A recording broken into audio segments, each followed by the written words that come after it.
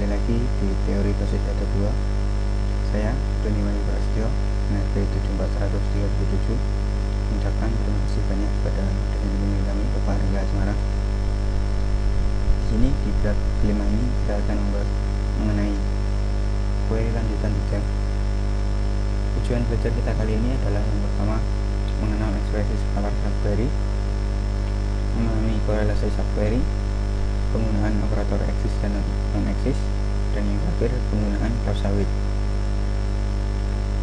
Pokok bahasan kita kali ini adalah 1. Ekspresi skalar subquery, 2. Korelasi subquery, 3. Operator eksis dan non-eksis, dan yang keempat penggunaan closed with. Ekspresi skalar subquery. Ekspresi skalar subquery adalah sebuah subquery yang hanya memberikan satu nilai kolom dari satu baris. Skalar subquery dapat digunakan dalam kondisi dan ekspresi bagian dari decode dan case semua klausa select kecuali dalam grup by. Contoh skalar subquery dalam ekspresi case seperti yang terlihat pada gambar yang pertama.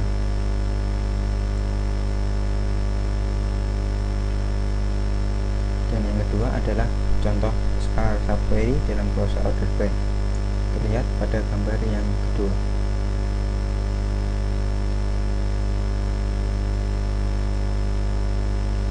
Korelasi subquery. Korelasi subquery digunakan untuk pemrosesan baris per baris atau row by row. Tiap subquery dieksekusi sekali untuk setiap row baris dari outer query, seperti yang terlihat pada gambar flowchart.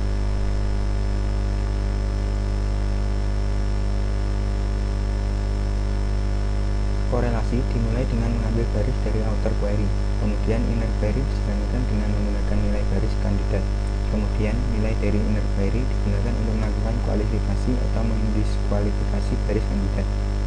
Sintaks penulisan korelasi subquery adalah select kolom 1, kolom 2, dan seterusnya, from tabel 1 outer, where kolom 1 operator, kemudian subquery select kolom 1, kolom 2, from tabel 2, where expression 1 sama dengan outer dot expression 2. Subquery mereference suatu kolom dari sebuah tabel dalam parent atau outer query. Korelasi subquery juga dapat digunakan untuk mengupdate baris pada satu tabel berdasarkan pada baris dari tabel yang lain. Korelasi seperti itu dinamakan dengan korelasi update. Lakukan denormalisasi pada tabel employee dengan menambahkan satu kolom pada tabel tersebut untuk menyimpan nama departemen.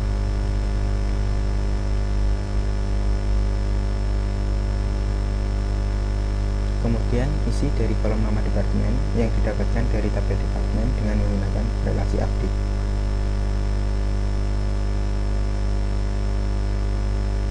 Korelasi subquery juga dapat digunakan untuk menghapus baris pada satu tabel berdasarkan pada baris dari tabel yang lain. Korelasi seperti itu dinamakan dengan korelasi delete.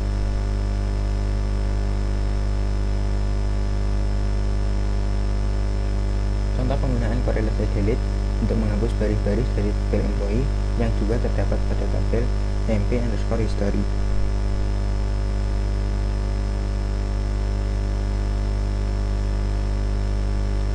Operator eksis dan non-eksis.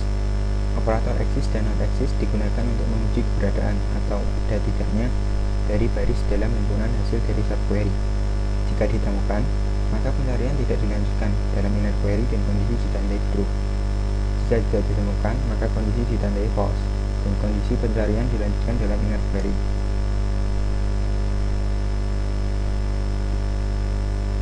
Contoh penggunaan operator eksis untuk mencari pegawai yang memiliki sedikitnya satu orang bawahan, seperti terlihat pada gambar.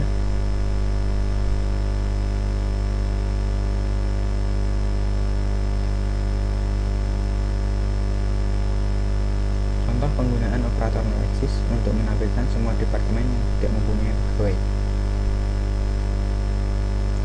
seperti yang terlihat pada gambar.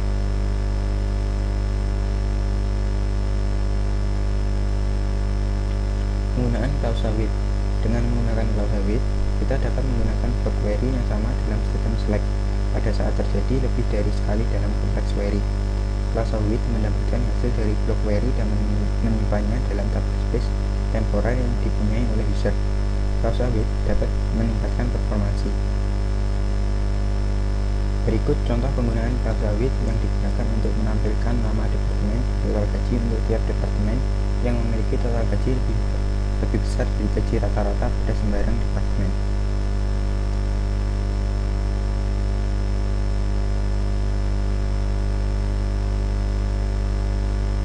Sekian penjelasan dari materi teori bab ke-5.